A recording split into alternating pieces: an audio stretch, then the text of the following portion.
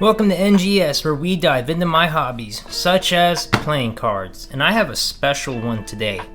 This is from a company that I just recently discovered through Facebook. It is called Isolated Thunderstorm.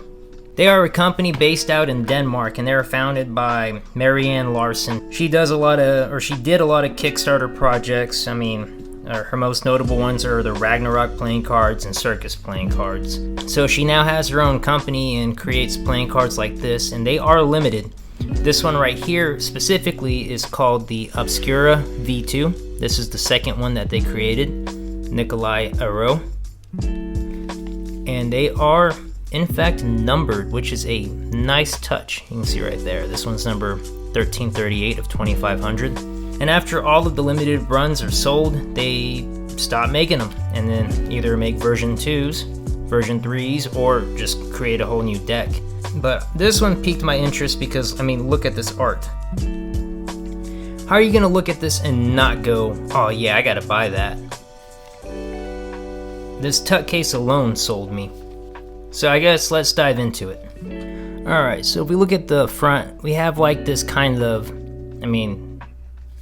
Latin satanic and also Celtic looking artwork here with a diamond and a ram head, ram skull, I guess. Malum fatum. Malum apparently means apple and fatum means fate.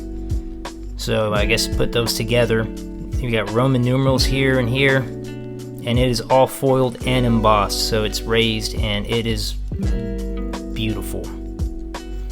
I love anything that is foiled, contrasted on black. Got the sides here, reach beyond the light,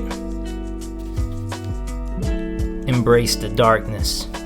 Here's the number I was talking about. Nikolai Aro, I guess, did the artwork for this. This is from the Light vs. Darkness series. There's a star, 2022, and here is the top, and here is the back. We have what seems to be a half crescent moon or an eyeball with a spiral art design inside of a triangle with vine work on the edges here with matte black, which just looks great. No seal. As you know, I prefer seals on my playing cards, but this one gets a pass. Obscura V2. Let's crack into this bad boy. Also, the tuck case has artwork that expands to the inside. So right off the bat, you will see that it is one of my favorite kinds of decks, which is black. All black. With a gold design on the back, which I think looks awesome. If you couldn't tell, I really love this design and these colors. And I'm glad I found this company because these are beautiful. We have here like the eye, like the Illuminati eye. We have the Roman numerals. I don't know what that is. X and X is 10 and 10. I is 2. M, I don't know what the M's are. If you know what number this is, let me know down in the comments. We have here skulls in the background, an infinity sign. This is probably a Latin symbol. I'm not sure. There's the Treyarch logo. There's a cube. And then, of course, it's symmetrical. See what this looks like fanned. Oh, yeah. So, to be honest with you, these cards feel like they're sticky. And I assume that's because of both the foil and the black ink that they use. But you notice upon fanning and upon spreading that they feel actually way smoother than you would anticipate it to feel. So let's look at the fronts. Here we have a translation for us. There we go. You can pause and read that if you want. Normal back. And these are the jokers. We have your skull with that triangle that you see in the back of the deck, inside the open mouth.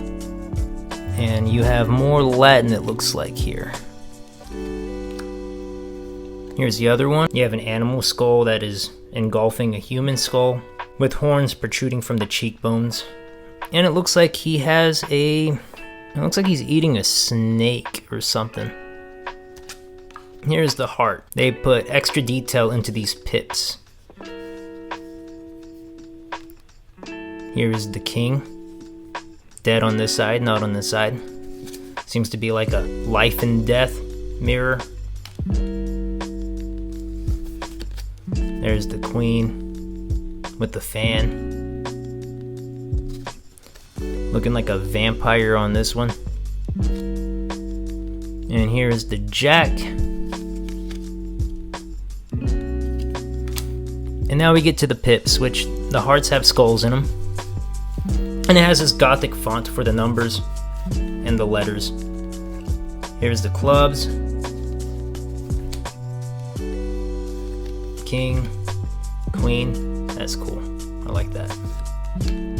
Jack.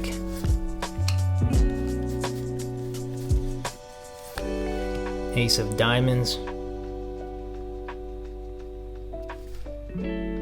Two of clubs. I don't know how that ended up in there.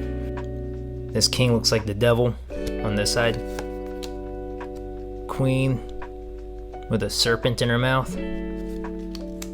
Jack. And here is the diamond with the skull in the center as well. The ace of spade with a ram. King, queen, jack. And the spade also has a skull in it. Now, I love the attention to detail on these cards. And, I mean, I have another deck from Isolated Thunderstorm, but you'll see the same attention to detail. And it is awesome.